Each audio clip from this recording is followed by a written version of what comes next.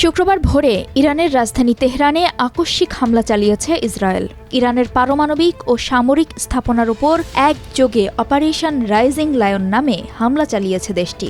এতে ইরানের সশস্ত্র বাহিনীর চিফ অব স্টাফ মোহাম্মদ বাগেরি নিহত হয়েছেন বিপ্লবী গার্ডের প্রধান জেনারেল হোসেন সালামি।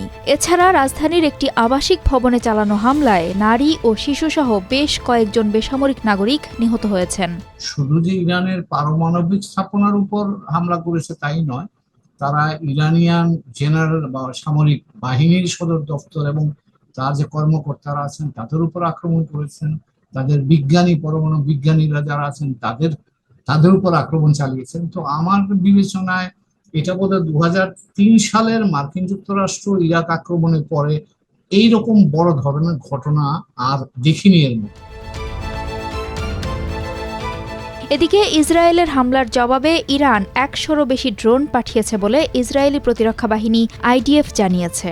ইরান থেকে এসব ড্রোন ইসরায়েলকে লক্ষ্য করে ছোড়া হয়েছে বলে জানিয়েছেন সংস্থার মুখপাত্র এফি ডেফরিন। এর আগে দেশটির প্রতিরক্ষামন্ত্রী ইসরায়েল কাছ জানান, ইরানের সম্ভাব্য হামলার প্রেক্ষিতে ইসরায়েলের জরুরি অবস্থা ঘোষণা করা হয়েছে। ইরানের উপরে একটা বড় ধরনের তারা আঘাত হানতে পেরেছে বলে মনে হচ্ছে, যার পরিপ্রেক্ষিতে ইরান পাল্টা ড্রোন হামলা চালিয়েছে। তবে ইসরায়েল বা পশ্চিমা বিশ্বের কথা অনুযায়ী ড্রোন হামলাগুলো ইসরায়েলের যে বিমান বিধ্বংসী যে কাভারটা আছে সেটা ভেদ করে ভিতরে তেমন প্রবেশ করে তেমন কিছু করতে পারে নাই।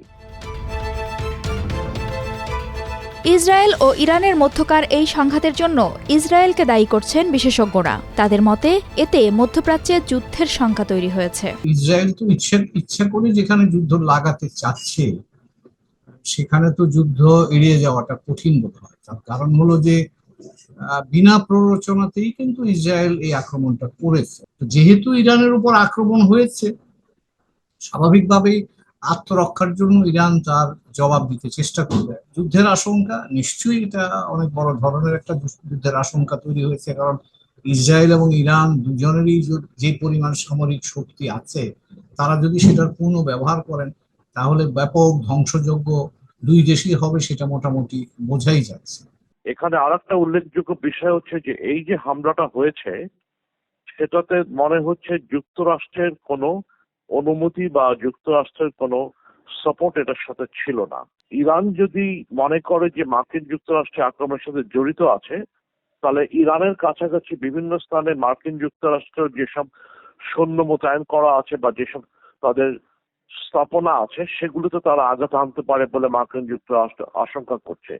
কাজে মার্কিন যুক্তরাষ্ট্র এই মুহূর্তে সংঘাত যাতে মধ্যপ্রাচ্যে আরো ছড়িয়ে না পড়ে সেদিকে তারা লক্ষ্য রাখছে। তারা বলেন, মধ্যপ্রাচ্যে সংঘাত কিংবা যুদ্ধ পরিস্থিতি পুরো বিশ্বকে অস্থিতিশীল করে তুলবে।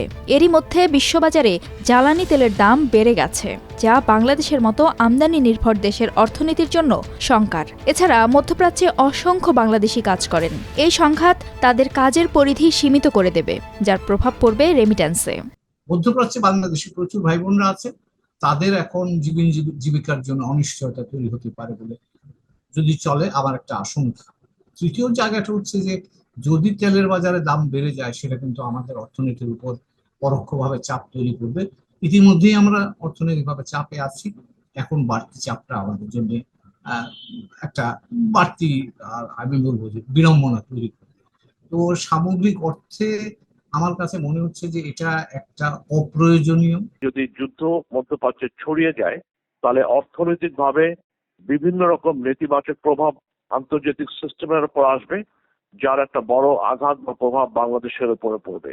আমাদের সাপ্লাই চেনের যে রাস্তাগুলো আছে, বিশেষ করে সমুদ্র পথে এবং আকাশপথে, সেটা বড়ভাবে বিঘ্নিত হবে, যার কারণে ইন্টারন্যাশনাল লজিস্টিক্স সিস্টেমের উপরে, সাপ্লাই চেইন সিস্টেমের উপর একটা বড় ধরনের আঘাত আসবে, যার পরিপ্রেক্ষিতে দেখা যাবে যে বিভিন্ন ধরনের বাজার আবার অস্থিতিশীল হয়ে যাবে, যার কারণে অর্থনীতির উপর একটা নেতিবাচক প্রভাব আসার খুব বড় আশঙ্কা থাকবে।